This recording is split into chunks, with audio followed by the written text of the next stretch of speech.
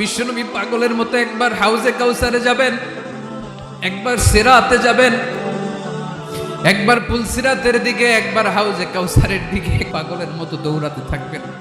তার কোনো গুনাহগার উম্মত যাতে জাহান্নামে ঢুকে না যায়, সেদিন কেউ সুপারিশ করতে পারবে না বিশ্বনবী ছাড়া। এজন্য ৫ নম্বর আল্লাহ বললেন, মান যাল্লাযী ইয়াশফাউ ইনদাহু ইল্লা বিইযনিহি।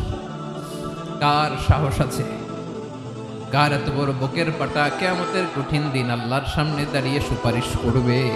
কারো ক্ষমতা নেই, কারো ক্ষমতা নাই। বিশ্বনবী সেদিন সেজদায় পড়ে উম্মতের জন্য কাঁদবেন, সবাই কাঁদবে, নফসি নফসি, আল্লাহ আমারে বাঁচাও, আল্লাহ আমারে বাঁচাও। বিশ্বনবী বলবেন, উম্মতি উম্মতি।